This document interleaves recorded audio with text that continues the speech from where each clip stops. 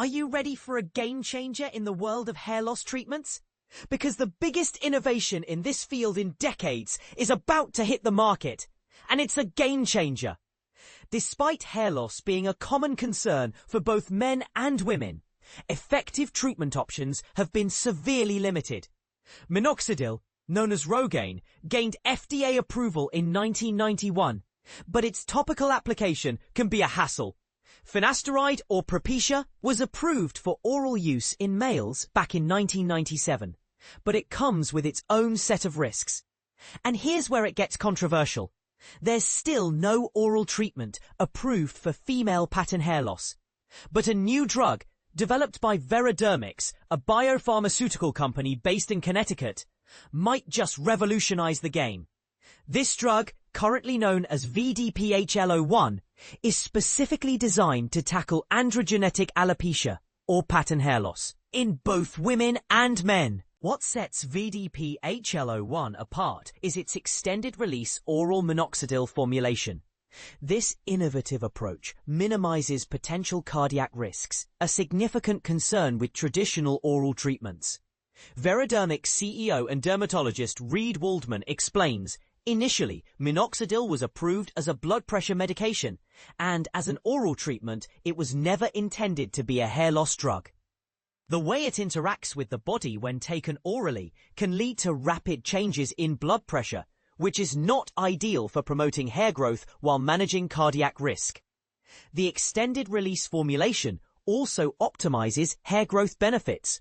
Waldman elaborates, we want to provide consistent exposure to minoxidil at the hair follicle with a slow release, using a proprietary hydrogel technology. With the existing oral treatment, most of the minoxidil is out of the body within 2 hours, falling below the critical hair growth threshold within 4 hours.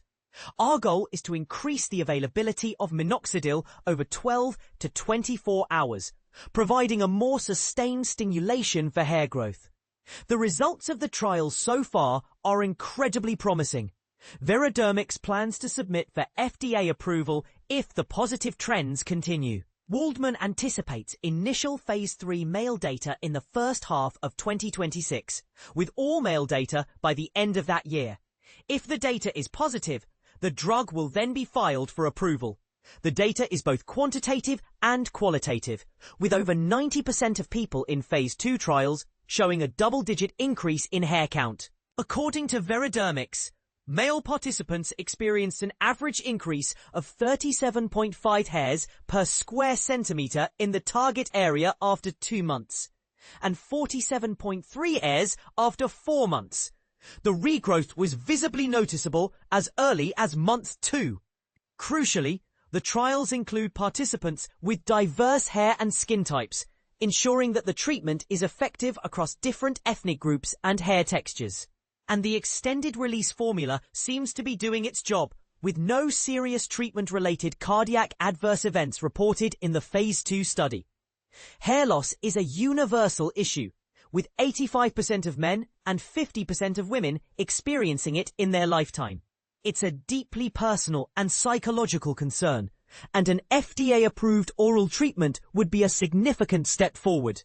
As Waldman stresses, the clinical data from regulatory trials like these is highly regulated to ensure accuracy, which is not the case with supplements and topicals on the market. The wait for this innovative treatment might be worth it for the 80 million people in the US who struggle with hair loss. So, what do you think? Are you excited about this potential breakthrough? We'd love to hear your thoughts in the comments.